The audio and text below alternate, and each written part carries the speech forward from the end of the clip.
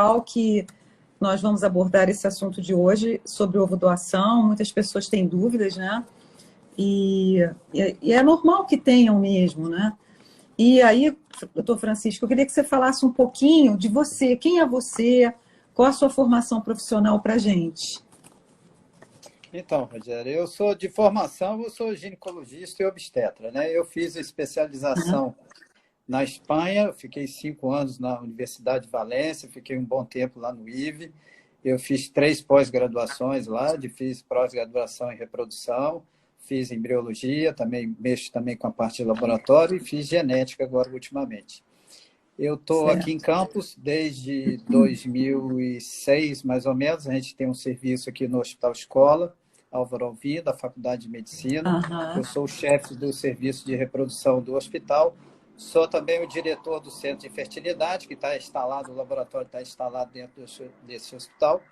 E sou professor titular de embriologia aqui da nossa faculdade. Tem um pouquinho de Certo. trabalho por aqui. Então, Francisco, você tem muita experiência, né? Só lá da clínica de vocês já tem o quê? Uns 14 anos, então, o centro de Isso, por reprodução aí, lá do Álvaro Alvim. Aham, sim. E assim, então acho que você vai poder esclarecer muita coisa para a gente a respeito da ovodoação, vai ser muito produtivo. Nós recebemos algumas perguntas já durante a semana, né? Aliás, nesses últimos dias, que muitas pessoas têm dúvidas, né, Francisco? Então, eu queria que você falasse um pouquinho para a gente o que é essa ovodoação. O que é a ovodoação, doutor Francisco? Então, ovo doação é um artifício, vamos dizer assim, que a ciência permite para a gente poder auxiliar principalmente aquelas mulheres que estão num processo reprodutivo que é comprometido pela falta de óvulo. Ela tem uma falha ovariana precoce, que antigamente a gente chamava de menopausa precoce, ou então qualquer outra situação que comprometa a qualidade do óvulo e que não permita que ela possa conseguir o processo de gestação. Então, quando tem essa situação, às vezes a gente tem que lançar mão de um gameta, de um óvulo, de uma outra pessoa para suprir essa deficiência. Então, isso basicamente conceitua o que é um processo de ovo-doação. Né? Alguém vai doar o gameta para alguém que não tem essa possibilidade de tê-lo por questão de quantidade ou qualidade. Por quantidade ou qualidade. E para isso, o ideal é que essa paciente seja mais jovem, né, doutor Francisco? Existe toda uma regulamentação para isso. Esse é o primeiro ponto, né, que a gente tem que observar na ovodoação. A ovodoação é permitida até, no máximo, a paciente que vai doar, no máximo, 35 anos. Isso justamente por causa da qualidade do óvulo, né? À medida que vai passando Porque é o tempo. importante, né, que seja de qualidade, né, para se conseguir realmente resultado no tratamento, né? Então, isso é um passo fundamental para o sucesso, é a qualidade do óvulo, né? Quando a gente fala qualidade do óvulo, a gente às vezes parece estar colocando muito peso em cima da mulher, né? Porque a gente nunca comenta muito do homem, né? Então, geralmente fica tudo nas costas da mulher, mas é que por dificuldade anatômica mesmo, a gente não consegue mensurar, palpar a qualidade do óvulo. Então, a gente vai para o lado subjetivo, com exames subjetivos, não são diretos como no homem, e um deles, o principal, é a idade da mulher, que a gente sabe desse trânsito de perda de qualidade à medida que o tempo passa. Então, no máximo, com 35 anos de idade. Certo. E o que é chamada, doutor Francisco, a doação compartilhada? A doação compartilhada é uma situação que está aí na resolução do Conselho Federal de Medicina, que é até muito, muito justa, né? E facilita também o acesso a esse tipo de processo, né? Porque é quando duas pacientes, duas mulheres, estão compartilhando duas situações em comuns. A primeira situação é que estão compartilhando o material biológico. Alguém está doando o óvulo que vai ser compartido entre 2 casais. Isso é uma forma, é a primeira forma de compartilhamento biológico. E a segunda forma é o tratamento, porque, na verdade, vai ser realizado uma fertilização in vitro para 2 casais. Quer dizer, uma parte do óvulo vai para a receptora e a outra parte do óvulo vai ficar com a pessoa que está doando. Então, nós vamos ter uma situação de laboratório para 2 pacientes. Então, isso é compartilhar. em termos do conceito básico do processo. Certo. E assim, aqui tem uma pergunta assim: quem pode doar os óvulos? Teoricamente, uma mulher com menos de 35 anos, né? E tem outras situações, né? Sim. Como eu disse, a primária é a idade da mulher, né, Rogério? Mas tem outras situações. A gente pode dizer para você que a doação tem que ser anônima, né? No caso, tem que ser Isso. anônima. Aham. Pode parecer assim uma coisa até um pouco controversa. É, existem países que permitem aí a quebra do É, anonimato, né? A Espanha é uma que está principalmente a caminhando para isso. Escandinávia, né? Os países escandinavos, eles Exatamente. permitem, né? Engraçado, né? Pode ser algum Permitem, parente, pode ser permitem. conhecido, é. Pode, Mas a pode. maioria não permite, né, doutor A Francisco? A maioria maioria não não. permite. A maioria não Aham. permite. Agora, existem situações que isso países que estão repensando isso. A Espanha é um deles, né, que está passando por um processo desse. Eu não sei se já fez a quebra do anonimato, eu acredito que sim, mas estava em discussão aí bem recentemente. Mas aqui no nosso país não é permitido, tem que ser anônima É, e não pode ser tem que ser parente, anônimo. né? E não pode ser É. parente, isso dentro do rigor da resolução. Acontece que, aí eu vou aproveitar aqui para falar uma coisa, que está tendo jurisprudências hoje no nosso país para situações onde de irmã está doando para a irmã, isso através de Ah, liminares. Então, isso torna a jurisprudência, isso torna possível as é. pacientes pleitearem esse tipo de situação que antes não existia jurisprudência, isso ficava difícil, ficava na base, no rigor do texto da lei. Né? Mas são duas situações, na verdade, agora nós já estamos três, né? Já falamos de três, a idade, o parentesco e o Texto, anonimato. Né? anonimato, Então, isso são as forma um condições. tripé, forma um tripé básico aí para a doação. Em questão aí, eu queria fazer um comentário até do lado legal.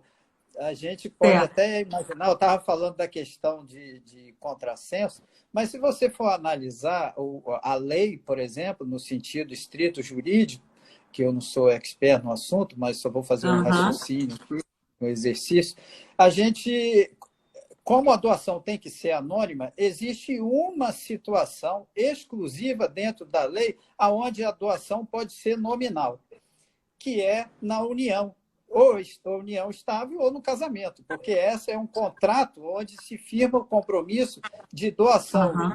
do homem para a mulher e vice-versa. Da mulher da mulher. Quando, essa, E vice-versa. quando a doação nesse contrato ela não acontece no rigor do que está escrito, seria o adultério, vamos dizer assim. Mas isso Aham. você vê que tem uma lógica jurídica que justifica o anonimato, tá? Apesar de haver essas jurisprudências hoje. Certo. Eu, quando a paciente me pergunta isso, não sei se procede, que eu vou te falar, mas eu costumo dizer o seguinte: é uma situação muito delicada, porque, por exemplo, vamos supor que eu doasse meus óvulos para minha irmã, eu sendo mais jovem, né, isso fosse possível, viável, né? E que futuramente eu sofresse um processo de infertilidade e não pudesse mais ser mãe. Então, eu acho que isso cria futuramente para aquela pessoa que doou uma situação muito delicada, né? Porque ela vai achar que aquele bebê é filho dela também. Se a pessoa, isso aí vai variar muito de relações, né? Familiares, relações de parentesco, o grau de educação da própria pessoa, de entendimento, é muito complexo. Eu acho que o anonimato ele protege, né? Eu vejo dessa forma. Não sei se você concorda. Não, eu também concordo. E eu tenho até um relato aqui de experiência, eu não vivi, mas eu presenciei, e fazendo aqui o papel de advogado do diabo. Eu acho assim, É. num primeiro momento, eu acho até que é lógico, né? Porque se Uhum. você tem uma pessoa que está precisando de um gameta, aí eu não estou nem colocando homem ou mulher, a primeira coisa que passa na cabeça da pessoa, poxa, ninguém melhor que um parente meu ou uma irmã É, que tem toda essa proximidade, não só sentimental, mas também genética, vamos dizer assim, que sim. para que seja essa pessoa que doe. Então, isso é uma coisa, vamos dizer até assim, óbvia. Mas existem Sim, outras situações, essas aí que você está falando, é uma delas, que tem que ser pesada também, tem que ser muito bem estudada, porque eu presenciei, por exemplo, uma vez na Espanha, uma situação exatamente dessa aí que você está falando. Uma é irmã doou mesmo. para outra e, num dado momento, houve um conflito e esse conflito terminou numa, numa Uma ação demanda judicial. judicial. Exatamente. Pois é. Então, É e a esse o coisa, problema. esse é o problema. Isso arrastou muito, foi muito desgastante, não só assim, a equipe médica, né, que teve que participar na ocasião, mas como também para a família. Né? Você imagina uma família dentro de uma batalha dessa. Então, essas coisas têm que ser bem pensadas, têm que ser bem estudadas. Eu não estou dizendo que eu sou contra, muito pelo contrário, eu acho que todo mundo tem que exercer o direito reprodutivo, mas tem que ter Sim. um certo limite, né? A gente tem que pensar em todas as possibilidades para poder Para evitar maiores normatizar, problemas para futuros, né? Até evitar para mais essa problemas. criança, né? Também, né? Exato. Porque É para porque a gente a fica criança. falando muito. Isso aí que você está falando é fundamental, tá, Rogério? A gente fica falando assim, quem doa e quem recebe, né? Mas a gente esquece que dessa doação e dessa recepção vai surgir um indivíduo que ele vai ter Sim, vontade, que ele vai ter direito, que ele vai ter sim. necessidades e que pode ser, às vezes, conflitantes com o interesse de quem está doando e recebendo. Isso tudo tem que ser pensado. É. Tem que ser muito pensado, porque vai vir um ser e quem é essa pessoa, né? Como é que fica nessa situação? É muito delicado, né? É uma situação bem delicada. E Bem, nós médicos ficamos numa situação, né, no entre a meio, cruz né? e a espada, no meio dessa No meio história dessa aí. confusão toda, tentando agradar a todos, né? Exatamente. Doutor Francisco, deixa eu te perguntar uma coisa. E assim, existem algumas contraindicações também para essa paciente poder doar, por exemplo, algumas doenças que sejam de transmissão hereditária, né, genéticas, ou também isso também pode impedir, né, atrapalhar, né? Pode. A paciente, para fazer um processo desse de doação, ela tem que passar por um rastreio médico, né? Então, passa Certo. por exame, você tem aquelas infecções que são clássicas, se não pode ter nenhum processo infeccioso. E segundo, tem o rastreamento genético de doenças hereditárias. Antes era uma coisa muito assim, não era tão palpável assim. Hoje é muito fácil de fazer, existem exames É. que facilmente você faz esse tipo de rastreio. Com o Todas avanço, né, têm, de tudo, dos exames exato, genéticos. exatamente, isso todas têm que passar por esse tipo de rastreio, tem que ser documentado isso, e as que tem alguma doença que tem um caráter desse sentido, essas pacientes são Aham. excluídas, né? Tanto na questão genética como na questão infecciosa, né? Infecciosa, né? Isso Porque é muito sério, é, realmente. é fundamental, é claro. Hoje nós estamos vivendo aí uma questão ainda que está em aberto, mas é muito provável que tenha um impacto, pode ser que tenha um impacto aí dentro desse processo de overdose. Certo. Tem uma pergunta aqui que faz o seguinte também. Quem doa óvulos pode cobrar por eles ou receber algum dinheiro por eles? Não, não. A doação tem que ser altruísta, né? Ela não pode envolver nenhum interesse comercial, né? O problema todo é que o interesse comercial, quando a gente fala de comércio, é muito abrangente, né? Não é simplesmente Aham. só o efetivo, né? Quanto que é e quanto que não é. Existem outros tipos de comércio. Então, teoricamente, dentro da questão da lei, isso não pode. Não pode haver troca em relação a benefício comercial, com interesse comercial. O que existe é o compartilhamento, que nós estamos falando aqui, que é naquele contexto que eu te disse. Tem um tratamento que dois casais não se vai fazer duas fertilizações, vai ser feita uma fertilização para dois casais. Isso já compartilha um custo. Existem Já diminui o medicamentos, custo para a vai pessoa, né? diminuir Bastante. muito o custo, vai diminuir mais drasticamente o custo, né? Eu não digo que Claro. chega a zero, como isso é uma pergunta que eu recebo muito aqui, não sei se acontece com você. Ah, não, se eu doar, eu não vou, Vou pagar nada, vou não vou gastar pagar nada. nada. Então, isso a gente entra num choque com essa questão aí da legal. Agora, é uma relação que nós, médicos, temos que intermediar entre a doadora e a receptora. Vai depender muito de como a doadora está se comportando no momento da doação, em questão de enfrentar essa questão de compartilhamento, e de quem está recebendo. o que ela se propõe. Mas, de todas as maneiras, o custo reduz absurdamente. Para a pessoa que está precisando, que não tem tanta condição, é uma opção, né? É uma Sim, opção. claro, sem dúvida, sem dúvida. É uma boa opção até. Só que é uma Uhum. coisa muito pessoal, né, Regina? Muito. Francisco, deixa eu te perguntar uma coisa. Em relação a essa questão do altruísmo, da paciente que doa por altruísmo, existe um limite, assim, ela pode doar muitas vezes ou não? Como é que funciona isso? Não, a gente tem que. O que a gente faz normalmente com a doadora é avaliar a reserva de óvulo, né? Então, a cada Aham, momento que ela vai submeter um processo desse, é uma situação nova e diferente. Então, a gente tem que avaliar a reserva de óvulo para ver se essa paciente realmente ela cumpre, tá dentro da faixa etária, tem todos aqueles requisitos médicos de exame e, principal, se ela tem uma reserva de óvulo que permita que ela doe, sem comprometer o seu próprio tratamento, que esse o foco também. principal é o dela. Então, ela vai doar, É o na dela. verdade, não vai doar os óvulos dela, ela também está submetendo ao tratamento. Ela não pode ter comprometido o interesse dela. Os excedentes, além do interesse dela, ela vai doar para a receptora. Isso tem que ficar bem claro, porque às vezes não se consegue esse numerário suficiente para atender. Isso pode acontecer. Tem que ficar Pode, claro, bem né? claro, bem claro.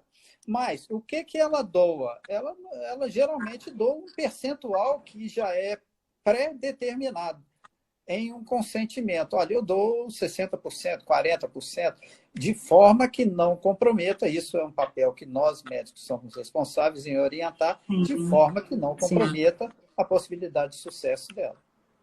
Porque Hoje é a partir muito do momento que nós fácil. avaliamos a partir do momento que nós avaliamos essa reserva e a gente vai acompanhando a resposta, né, Francisco, a gente consegue realmente orientar isso, né? Tem como a gente fazer isso. Não, tem como, sim. E outra coisa, Rogério, tem uma coisa fundamental aí. Hoje a embriologia avançou muito. A perda de óvulo hoje em laboratório é muito Ela é pequena. pequena. Ela é pequena, Então, muito o pequena. aproveitamento dos óvulos pelo embriologista hoje, eu não digo para você que é máximo, mas em comparação a tempos anteriores aí, Nossa, é excelente. Então, comparação a sempre 10 anos atrás, é absurdo, né? Absurdo. não, evoluiu muito. Então, Muito. isso tudo vai facilitando o processo, e esse tipo de discussão, que às vezes antes era muito frequente, hoje eu quase não tenho esse tipo de problema que ela já determina antes. Quando acontece, sempre, quase sempre, eu não me recordo a última vez que não tenha acontecido isso. É Uhum. suficiente para as duas, e dentro de um percentual que não ponha em detrimento a doadora. A doadora, né? Francisco, em média, quantos óvulos mais ou menos você considera suficientes aí nessa coleta para uma receptora, em média, para conseguir blastocisto, pelo menos 2 blastocistos, né? Vamos dizer assim, para essa transferência? Mais ou Então, menos Rogério, uns 3, 2. Depende muito, né? isso eu queria falar para você. Eu acho que isso depende muito de laboratório para laboratório. Cada laboratório tem uma Aham. margem ali dentro dos indicadores, ali tem uma margem de óvulo que ele trabalha com esse tipo de raciocínio que você está perguntando aí. Até qual o percentual, a média de óvulo que eu preciso para conseguir um blastocisto? Qual a minha taxa de clivagem de blastocisto? Todo laboratório tem isso. Aqui, em Isso. particular, É. eu trabalho com a média de óvulo muito baixa, muito baixa. A gente trabalha com muito pouco óvulo aqui e com, você sabe como é que a gente faz aqui no laboratório, e com um percentual de perda muito pequena dos óvulos. Então, eu trabalho com 4, 5 óvulos, em média. Essa é a É o média nossa suficiente geral. para você. É Uhum. suficiente para a gente conseguir blastocisto e criar uma chance de gestação. Desde que a qualidade do Então, óvulo essa seja boa, né? Entra dentro seja boa. Também, que esteja dentro desse parâmetro, né? Dependendo da situação, você consegue um número menor, mas a qualidade do óvulo, dependendo da situação da paciente, você não consegue isso. Né? Certo, excelente. É, Aí a pergunta é um pouco repetitiva. Como ocorre o processo de fertilização entre uma doadora e receptora? Você já falou que seria a questão do processo ser feito conjuntamente, ser uma fertilização só para otimizar o processo, né, doutor Francisco? Exato. Enquanto a doadora ela está sofrendo a estimulação, a receptora está sofrendo o preparo endometrial, né? Ela toma hormônios para preparar o endométrio, o útero, para receber o embrião. Então, isso tem que ser sincronizado, aí nós fazemos essa sincronização, tanto do estímulo com o preparo Com a endometrial, recepção. as duas vão em paralelo. As duas vão em paralelo. Aham. O importante é que elas não podem se cruzar na clínica, né, Rogério? Não, não pode se encontrar na clínica, né? Que isso é um outro detalhe. Exato, isso é outro. Tem que, é todo um processo que a gente tem que fazer, toda uma logística. É outra engenharia que a gente tem que fazer. E às vezes é engraçado que elas falam assim: ah, doutora, o dia que meu marido for lá colher o sêmen, eu vou com ele. Isso já aconteceu várias vezes. E assim, aquela curiosidade, né? Só que o movimento da clínica é grande, muitas pacientes, elas devem ficar ali pensando: quem será que né? Quem será que é essa doadora? E é uma coisa assim universal, porque uma vez eu atendi uma paciente que fez essa ovodoação no IVE em Lisboa. E ela, quando ela foi transferir os embriões, ela fez lá, eu fiz uma cirurgia nela, ela tinha uns miomas, adenomiose, preparei o útero, ela foi lá e fez a transferência de embrião lá. E ela falou para mim assim: eu acho que eu vi quem foi a minha doadora. Eu acho que eu sei quem foi, doutora Rogéria. Ela estava sentada lá na sala quando meu marido foi colher o sêmen e tal. A pessoa fica com aquela fantasia, né? Não necessariamente foi aquela pessoa, mas ela pensa que é, né? Não sei. É engraçado, isso existe uma curiosidade, né? Claro, né? Eu entendo perfeitamente. Natural, né, Rogério? Não, isso é natural. O que eu faço aqui, eu ponho horários completamente incompatíveis de cruzamento. Não tem possibilidade nenhuma. Ela pode até a logística tem que ser muito bem com certeza preparada. Vai imaginar a pessoa errada. Com certeza, vai imaginar a pessoa errada. Vai imaginar a pessoa errada. Agora, Francisco, aqui eu queria que você falasse uma coisa também, porque às vezes a paciente pergunta para a gente assim: poxa, doutora, mas aí a receptora, né? Essa paciente vai ter as características do meu marido, vai ter as características da doadora, mas aí não vai ter nada meu, né? Às vezes a paciente tem essa dúvida, e agora a gente está abordando muito essa questão da epigenética, a importância dessa troca, né? Você podia falar um pouquinho para a gente sobre isso, Francisco? Tá, em questão aí da aparência, né, do fenotipo, dentro daquelas questões todas que a gente estava falando ali de exigência, vamos dizer assim, de normas, uma delas é que tem uma aparência próxima de um dos cônjuges, né? Tem que ter uma aparência próxima, né? Quando a gente faz o cadastro, a gente já pega essas informações. Características, as fotos, né? Do casal, né? tipo de sangue. Bom, isso é um rastreio básico, né? Agora, hoje está muito em voga a epigenética, né? Então, aí vem aquela conversa assim: nossa, fulano ele é adotado, mas é tão parecido, parece mais com você do que propriamente o filho, que é natural. Então, hoje, a epigenética tenta explicar isso, né? A epigenética é uma situação bem em voga agora, né? Está na crista da onda, né? No foco não só dos assuntos, mas da medicina. É uma forma onde há uma transformação da função de um determinado gene sem alterar o código genético principal da pessoa. Então, e isso tem uma situação muito particular, que essa plasticidade, como eles chamam, do gene, que ele é feito para fazer uma determinada função, ele começa a fazer outra, ele não altera o código genético, mas essa função dele alterada, ele pode transmitir para gerações futuras.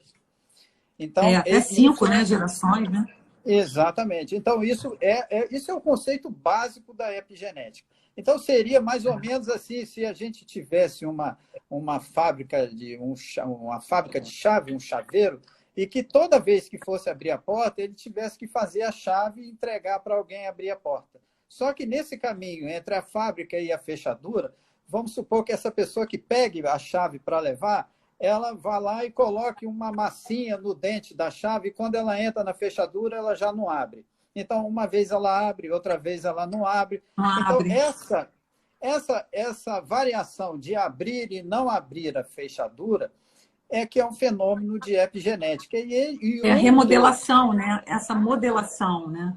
E essa modelação, um dos fatores fundamentais para essa modelação é o ambiente. É o ambiente. Isso vale, por exemplo, quando a gente fala assim, câncer, qual é o principal fator de risco para câncer? É a idade. É a idade. É o principal fator de risco para câncer. Porque a epigenética tem mais chance de agir de forma negativa e causar um defeito nessa chave e causar uma doença. Então, por isso que o câncer ele é mais prevalente à medida que a idade avança.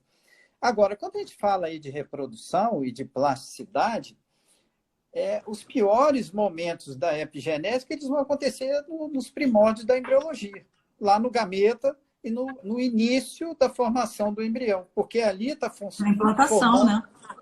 Está formando o código do indivíduo. Então, uma alteração epigenética ali, ela pode ter, plasticamente, ela pode modelar o indivíduo de acordo com determinado ambiente, que aí ele está exposto, aí entra essa questão da doação, né, que fala, não, os óvulos doados sofrem essa plasticidade pela mãe receptora e acabam adquirindo algumas informações que venham dessa receptora, mas do ponto de vista de alteração na fechadura, não na fábrica da chave. Não na fábrica da chave. Então, isso seria a plasticidade. Isso, representando isso de outra forma, há bem pouco tempo atrás, Rogério, nós chamávamos assim, eram os gêmeos diferentes, né? Os gêmeos dizigóticos, e os gêmeos idênticos.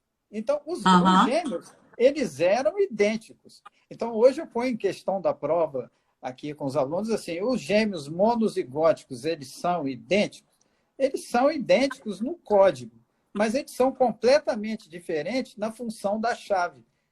Então, a epigenética é que dá essa diferença. Então, eles são iguais, mas são completamente diferentes. É assim que acontece na doação.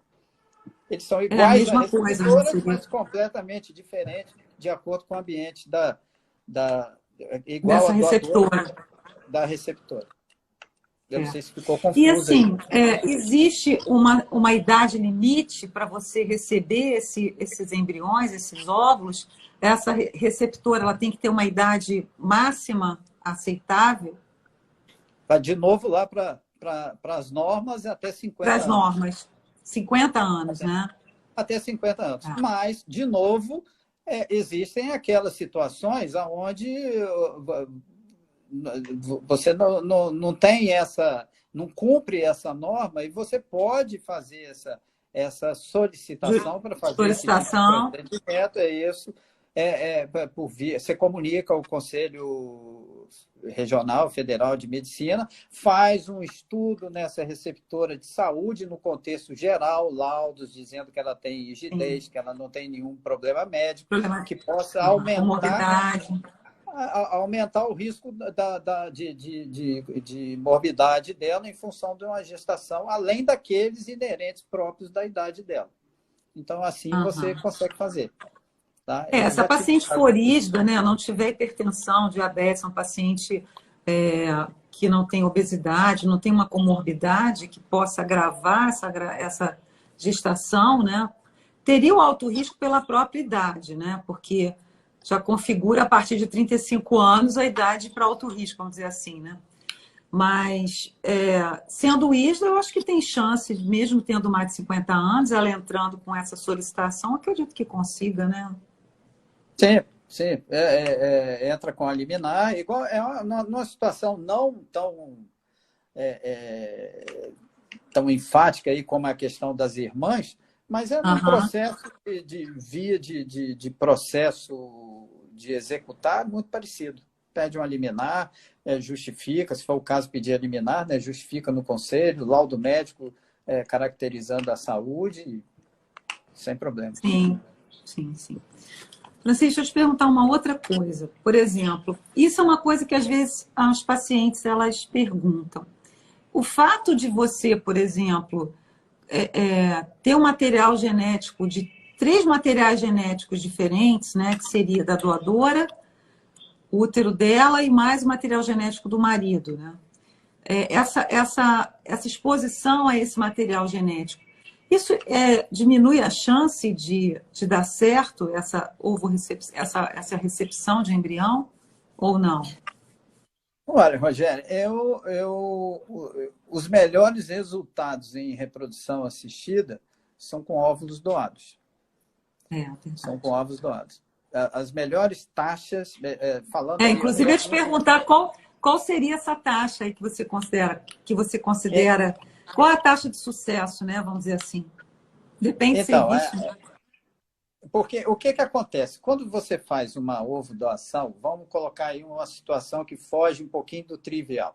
Vamos supor que é uma paciente que você tenha uma patologia que ela comprometa a qualidade do óvulo. Vamos colocar assim, de forma bem drástica.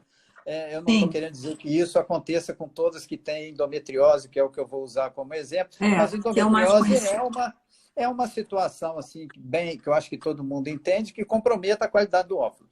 Então, vamos supor que seja um horizonte péssimo aqui, uma coisa fora, surreal, que comprometa 100% a qualidade do óvulo dessa paciente. Então, quando você pega um óvulo que não tem esse estresse todo submetido por alguma doença, que eu estou dando o exemplo aqui, e esse óvulo ele vem, vamos dizer assim, tranquilão, sem problema nenhum, relaxado, a chance de sucesso dessa moça vai ser muito maior do que o próprio óvulo dela, obviamente. Então, os resultados, quando você começa a analisar individualmente um casal, eles são melhores com ovo doação do que com os próprios óvulos. Obviamente, parte do princípio, quem vai precisar da reprodução tem algum tipo de comprometimento, né? Vamos dizer assim.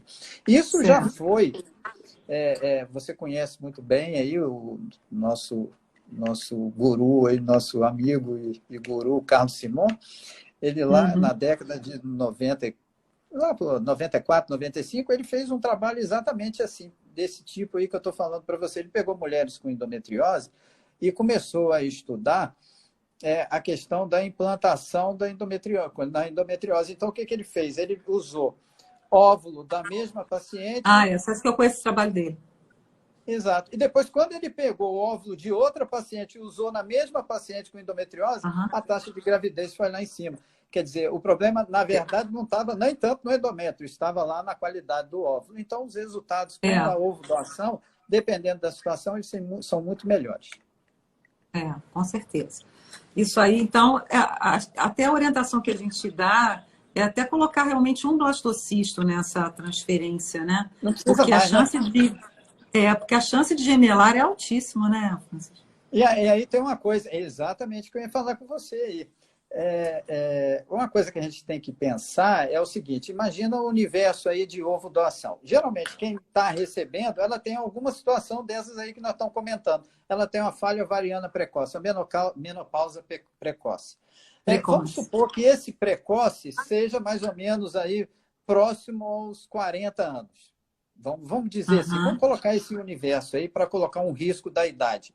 Aí você vai iatrogenicamente colocar 3, 4 embriões em cima de uma paciente já com a idade avançada, que já tem uma propensão a uma morbidade muito maior do que uma paciente na idade inferior. Então, você já cria um outro risco que ela não necessariamente necessitaria de ter. Então, eu acho que um blastocisto é mais do que suficiente. Congela os outros, se tiverem, para outras tentativas e assim vai. E, de preferência, vai transferindo sempre um blastocisto, né, doutor? Sempre um blastocisto, não precisa mais que isso. Porque as pacientes, eu não sei se acontece com você, mas assim, as pacientes pensam assim, não, se eu tenho 30%, se eu transfiro 1, eu tenho 30. Se eu transferir 2, eu vou ter 60. Se eu transferir 4, eu vou ter 120. Eu vou ficar com 100 e ainda vou guardar 20 para a próxima. Então, mas não é, infelizmente, não é assim. O problema é que a gente não está aqui para ser iatrogênico, né? Quer dizer, causar um parto muito prematuro, um problema para esse bebê, um risco de vida altíssimo para a mãe, né? Tudo isso, né? E outra coisa que eu não sei se eu comentei, se você comentou, mas eu vou só abrir um parênteses, e em questão de chance, na hora que faz um sistema desse de ovulação, a probabilidade de sucesso é proporcional à idade da doadora, do óvulo, não da receptora. Ainda, A questão, ainda a tem questão da isso. receptora, a questão da receptora são as comorbidades da gestação em função da idade. A Sim, chance de sucesso é proporcional à idade da doadora. é lógico. Quanto mais jovem, Quanto né, mais for a jovem, é doadora, proporcional à mais idade. chances de dar certo. É verdade. Exato, exato. Aqui colocaram uma pergunta assim, ó. Quem tem endometriose e não quer ter filhos, pode doar? A questão de doar com endometriose é a qualidade do óvulo, né? Poder doar, ela Ah, pode. Eu não sei se a questão da qualidade do óvulo se vai comprometer o processo, que é parte do princípio que o óvulo da endometriose, ele, no mínimo, é suspeito de questão de qualidade. por questão da inflamação, né, da doença, Exato, infelizmente. exato, Tem exato. A assim, endometriose. uma pergunta aqui, sim. A criança gerada com óvulo de doadora pode vir com aparência física ou doenças hereditárias? Não, ela pode. Todo mundo tem erro, né, Rogério? Todo mundo tem erro. Agora, É, existem aqueles erros que eles são que são impeditivos de imediato, né? Que são, por exemplo, tem uma doença de herança dominante. Essa você não vai poder fazer uma ovo doação com material biológico assim, de uma paciente assim, né? Então, por isso que faz aquele aham. rastreio genético. Agora, erro de Genético. doença, isso é comum a todos. Isso vai depender não só do óvulo, mas vai depender também do outro gameta, do espermatozoide. Então, tem que fazer o estudo também no material do espermatozoide, do dono do espermatozoide. Porque se Sim, existe uma comunhão de erros, se o erro do é, óvulo é igual ao erro do espermatozoide, aí já parte de um risco de 25%. Aí já teria que entrar numa outra seara e fazer um teste genético no embrião. Não genético. impede a É, doação, mas entra é. um outro processo aí dentro da doação. Mas tudo isso é feito por nós, né? A gente faz isso tudo antes de fazer um processo. Toda Estuda essa tanto o casal orientação.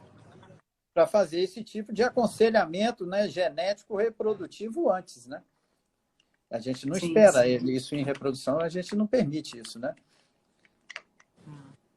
Aí perguntaram aqui aí perguntaram assim, aqui em Campos tem esse procedimento? Perguntaram para Tem, tem, você. tem. Perguntaram para mim isso aí, né? Não, tem sim, tem. Aham. A gente faz ovo doação aqui há muito tempo. Faz Há sim. muito tempo vocês E, fazem, né? faz. E o que a gente não tem aqui é óvulos congelados para terceiro, quer dizer, banco de óvulos. Né? Nós vamos Sim. agora começar a trabalhar com. A gente trabalha com banco aí fora, né? Fora do Brasil. E nós vamos começar a trabalhar agora com um banco aqui nacional, lá em Belo Horizonte, Ovular, lá do professor Gustavo Saffi, você conhece ele. E Aham.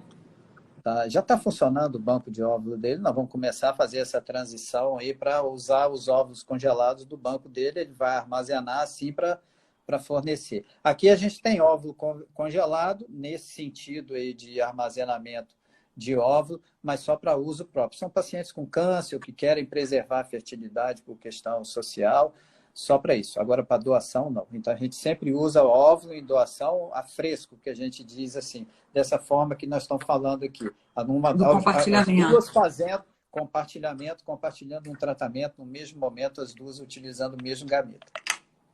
Certo. Mulher que tem problema de ovulação, tem necessidade de fazer ovodoação ou pode ser tratada com remédios? É a mulher que tem o quê? Problemas de Ovulação?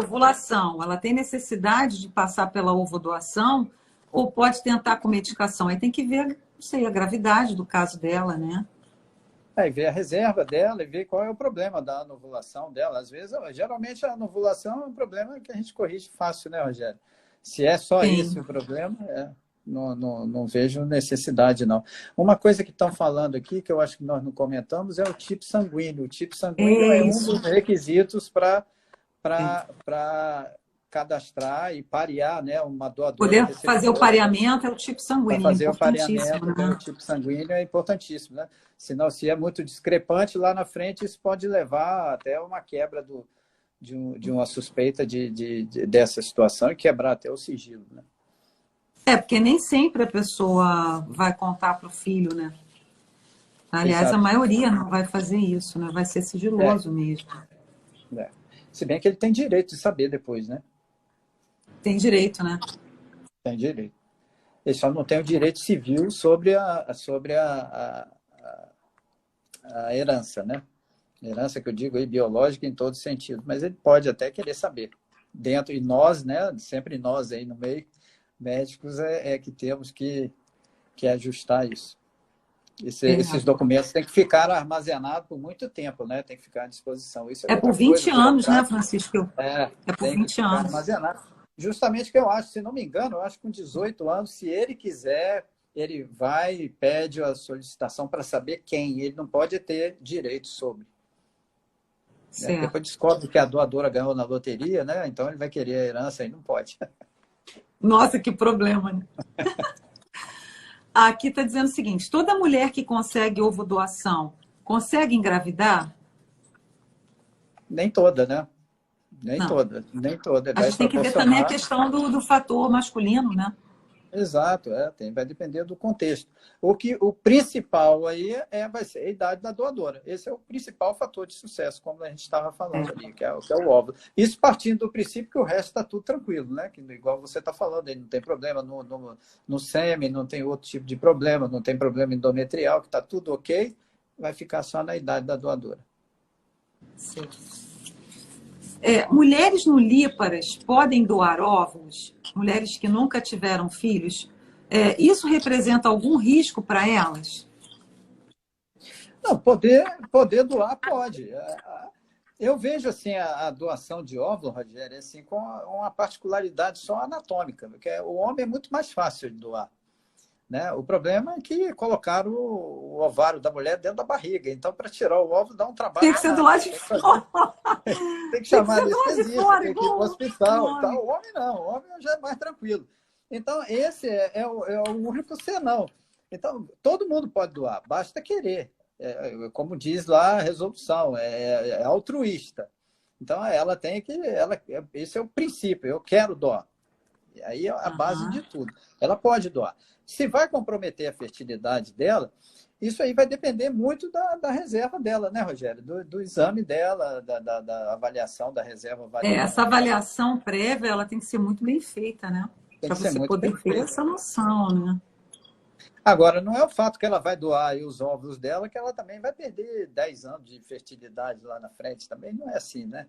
Ela Não, não é pode assim. doar sem problema, Sem sem, comprometer, né? sem A não ser comprometer, que ela vá doar muitas vezes. né? Muitas vezes. Muitas vezes. Mas Mas essa questão dessa repetição, ela tem uma nessa questão da normatização, parece que tem que ter um número X de habitantes, não é isso, Francisco? Acho que 1 milhão de habitantes, né? Mais ou menos. Não, toda doação existe essa. O banco ele é obrigado a fazer esse tipo de rastreamento. Por exemplo, lá no IVE, quando eu fiquei no banco de sêmen, a gente tinha que controlar isso, né? A gente tinha doadores lá que tinham um sêmen muito bom, então a gente tinha que ficar mapeando. Tem que ter, num raio de 1 milhão de habitantes, tem que ter um filho, para evitar a possibilidade, diminuir Da a chance de consanguinidade, um né? encontro consanguíneo, não é? Uhum. Inadvertido consanguíneo. Então, isso é o princípio básico. Agora, existe uma situação, você pode doar o mesmo material biológico dentro desse raio, desde que seja para a mesma família. O banco pode fazer Sim. isso, desde Entendi. que seja para a mesma família. Aí você pode fazer. Certo. É a única exceção. Tá? Mas isso é um controle de banco mesmo, ele tem que ter isso e a Anvisa cobra ele essa prestação de contas, assim, vamos Prestação dizer, periodicamente. Ele tem que ter esse controle. É, É mais burocrático de banco.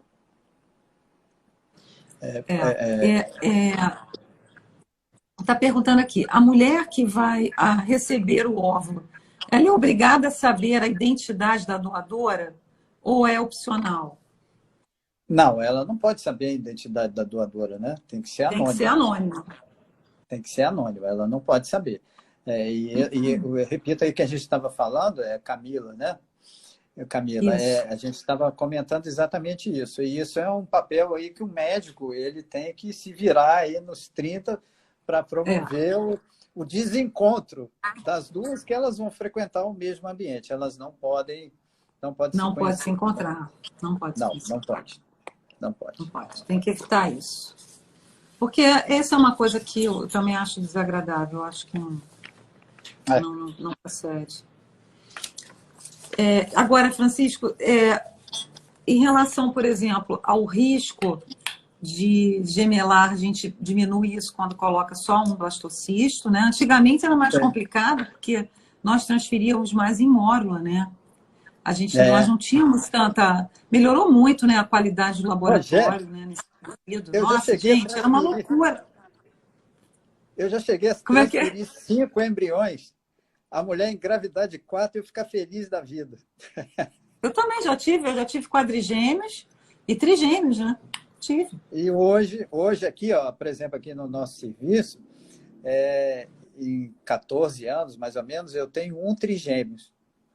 E se tiver o segundo, eu chamo os embriologistas aqui e ponho eles para fora. Eu falo, não, você não trabalha aqui mais não, você não pode trabalhar aqui não. Você demite todo aceito, mundo. Não. Demito todo mundo. Porque já não justifica, né? Isso já não justifica mais. Não. E Porque tem país... nós não tínhamos muita opção naquela época, né? Porque às vezes a paciente já tinha feito outras vezes e não tinha dado certo, ficava aquele desespero e a gente acabava colocando um número maior mesmo, né, de embriões. E isso acontecia muito. Era muito comum, né? Muito. Hoje você vê que isso aí é uma coisa tão pragmática, né, na questão de reprodução, porque tem países que tipificam isso como proíbe, né, eminentemente proibido, né, a Suécia, a Itália foi o primeiro deles, proíbe, você não pode transferir mais do que um embrião, né? Que Esse movimento não começou tem na Europa. Começou na Europa. E não tem evidência científica que justifique isso. Né? Eu acho que a própria ineficiência do laboratório, né? Hoje tem os meios de cultura já avançaram muito, o próprio embriologista hoje tem outro tipo de formação, as condições do laboratório são outras, as drogas que a gente usa para melhoraram muito, né? Melhoraram muito. Melhorou, então mudou tudo, então aí a gente vai refinando a coisa, vai diminuindo os riscos também. E vai aumentando o sucesso. Mas ainda bem que a gente está caminhando, né, sempre para essa melhora, né? Você vê que o laboratório está cada vez melhor, os resultados também estão melhores. Eu acho que está existindo de uma forma geral o caminho para isso, né? Ficar cada vez melhor, né, Francisco? Não, sem Agora, dúvida. muita gente aí colocaram aqui, meu sonho é ter gêmeos. Muita gente quer ter gêmeos, né? não sei viu. Não, eu acho engraçado assim, eu acho assim que a reprodução, vamos botar aí, não vou nem falar reprodução, mas a infertilidade, ou quando você trata da fertilidade, é uma questão muito complexa, que não é simplesmente um processo médico. Processo médico. É um processo emocional e principalmente psicológico desgastante. Então, a paciente que já passou por isso, quando ela deve pensar assim, poxa, eu vou ter que fazer isso outra vez. Tudo de novo. Tudo de novo. Então, ela já pensa assim, nossa, tomara Deus que eu faça uma e já levo 2, 3, que eu faço um, levo 2, igual promoção de supermercado, e já fica resolvido. Mas, às vezes, esse raciocínio... Mas eu entendo perfeitamente, porque olha só, porque às vezes elas esperam tanto tempo, tantos anos, não é? Sim, então, é o sonho delas, eu entendo totalmente. Mas eu também entendo a posição do médico também, porque a gente fica aqui Aí faz Aham. assim, a paciente liga para você e fala assim, nossa, doutor, deu positivo. Aí é festa, festa, todo mundo Festa, comemorando. festa Aí total. depois ela liga para você de novo e fala assim, olha, maravilhoso, é gêmeos. Aí você fala, nossa, maravilhoso. Aí manda uma foto para você, você põe no seu consultório, você nunca mais a vê. Mas você nem conhece o pediatra dela. Se você conhecesse o pediatra dela, ele ia contar para você tudo que ela está passando lá depois com a gestação múltipla, né? Com os problemas que vêm na primeira infância e que estão relacionados à gemelaridade. Então a gente não vê, né? Mas É, as é. mães que passam por isso lá na frente, que já esqueceram da gente aqui, sabe que isso é Porque aí vem fato. aquela história da plasticidade, né? Sim, E a gente sabe que isso é complicado, principalmente se vê a prematuridade, uma pré-eclâmpsia, né, grave, uma síndrome de HELP, que a gente sabe que pode acontecer. Então é muito complicado. não, É muito. é complicado, mas eu entendo, eu entendo. Eu acho assim, que até a minha opinião, tá, Rogério? Eu não estou dizendo que seja, isso seja, não estou dizendo que é o certo. Eu acho que até dois embriões eu acho aceitável, tá? Até É, dois embriões, dois eu acho blásticos. até aceitável. Agora, eu acho já, a partir de dois, eu acho que não justifica, não. Às vezes tem situações, por exemplo, você faz aí uma... Não no caso da ovo doação, que os óvulos, os embriões são muito valorizados, né? Porque você está dependendo de É, uma outra pessoa, estou falando da receptora. Se você tem quatro, é melhor você transferir um por um para garantir pelo menos quatro tentativas, se não der certo. Bom, enfim, mas numa outra situação, você tem que ver também a circunstância. Às vezes a paciente tem dois embriões só. Você vai transferir um e congelar o outro? Não justifica isso também. Aí transfere os não. dois embriões. Então depende muito da circunstância e tem que ser discutido com o casal, né? A gente não pode É, tomar uma isso tem que ser decisão muito sozinho. discutido o tempo todo, né, com o casal. Essa decisão ela acaba sendo muito pontual ali, né, dependendo de cada evolução, né? É Sim, claro, complicado mesmo. Não dá para claro. generalizar, né? Não, não dá, não dá, não dá. Mas eu acho assim. E na ovo doação, então, nem é um embriãozinho só, nós vamos ter poucos embriões, que não vai ter aquela oferta farta de óvulo, né? Que às vezes não acontece. Então tem que valorizar muito os embriãozinhos, vai transferindo um, se não deu certo, tem outro, e aí vai garantindo com um número de tentativas Com maior. Aí qualidade, né? Um com trabalho de qualidade. qualidade. É importante, é preservar a vida da pessoa, né? Ô, Rogério, você sabe que É, esse paciente meu de trigêmeos foi engraçado, ah, porque ele aconteceu exatamente isso aí. Né? Eu estou aqui já limpando a barra dos meus embriologistas seus aqui. embriologistas. O que aconteceu? Ela tinha mais de 35 anos. E no final ficaram três blastos.